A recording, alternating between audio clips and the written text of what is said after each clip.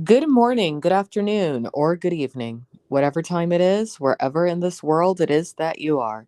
Welcome once more to another live stream of Alexandra Mayers Live, page by page reading and commentary of the modern English version of the Bible. Today we're going to go into Deuteronomy chapter 18, provisions for priests and Levites. And before we get started, I hope all of you out there are having a wonderful start to your Thursday morning or maybe early afternoon. I'm feeling really good today. I didn't start this Bible commentary and reading until a little bit later in the day than I'd initially intended on, but at least we're getting to it, so I'm feeling good about that.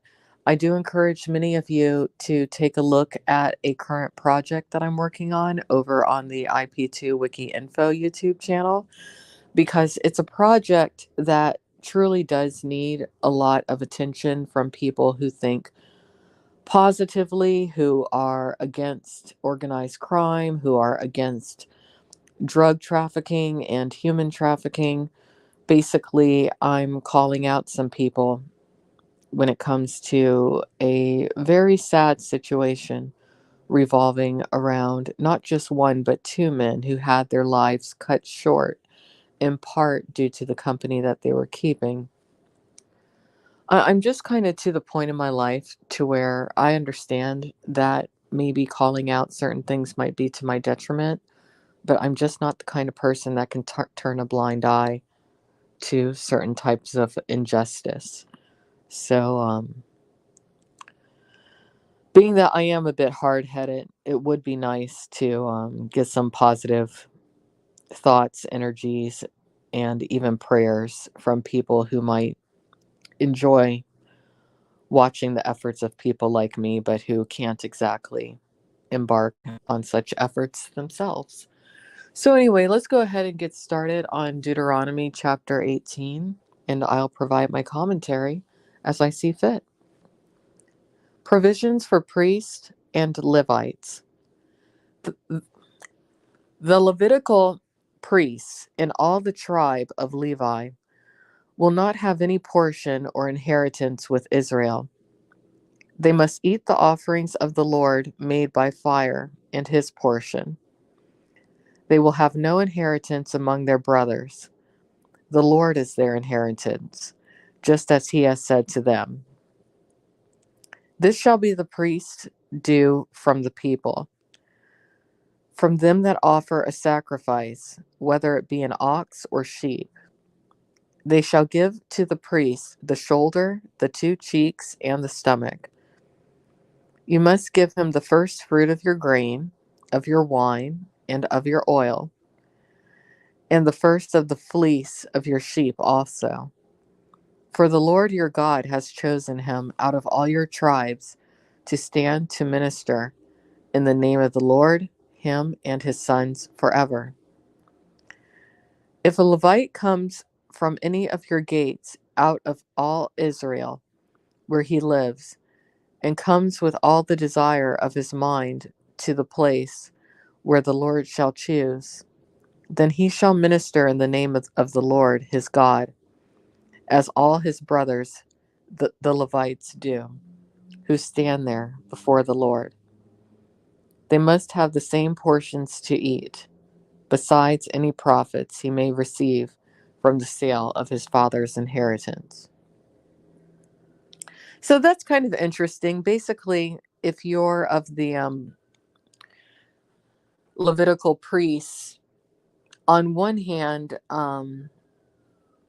you don't get some of the same benefits as other people in your community, but at the same time, you're not exactly someone who has to farm and whatnot. So you do eat well.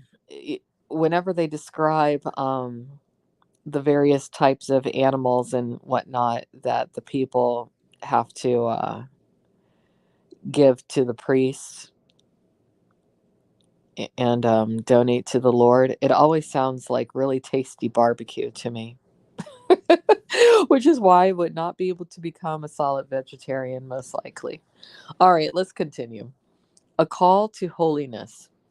When you enter into the land which the Lord your God gives you, you must not learn to practice the abominations of those nations. There must not be found among you anyone who makes his son or his daughter pass through the fire, or who uses divination, or who uses witchcraft, or an interpreter of omens, or a sorcerer, or one who casts spells, or a spiritualist, or an occultist, or a necromancer. For all that do these things are an abomination to the Lord, and because of these abominations, the Lord your God will drive them out from before you. You must be blameless before the Lord your God. The prophet. For these nations which you shall possess listened to soothsayers and to diviners, but as for you, the Lord your God has not permitted you to do so. The Lord your God will raise up for you a prophet from the midst of you, of your brothers, like me. You must listen to him. This is according to all that you desired of the Lord your God in Oreb on the day of the assembly, saying, Let me not hear again the voice of the Lord my God, nor let me see this great fire any more, so that I do not die. The Lord said to me, They have done well in what they have said. I will raise up a prophet from among their brothers, like you, and will put my words in his mouth, and he will speak to them all that I command him. It will be that whoever will not listen to my words, which he will speak in my name, I will require it of him. But the prophet who presumes to speak a word in my name, which I have not commanded him to speak, or who shall speak in the name of other gods, that prophet shall die. Okay, so at this point in the Bible, the Lord does not want, again, and we talked about this yesterday, the Lord doesn't want any other competition, basically, when it comes to who the people worship. Not only can they not make any golden idols or graven images, but the Lord doesn't want anyone channeling any information from outside of the people's five senses, from sources outside of the Lord. And the Lord's going to pick whoever it is that's their conduit. Let's keep going.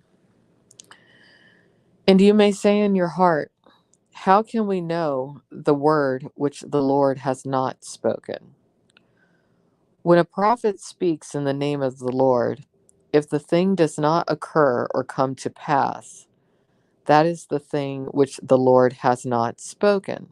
Okay, well, that's simple. In other words, if someone predicts something and it doesn't happen, then that information, according to the Lord, was not from the Lord. The prophet has spoken it presumptuously. You shall not be afraid of him. All right, and that's the end of Deuteronomy 18. So tomorrow we'll get into Deuteronomy 19, which goes into the cities of refuge and the topic of witnesses.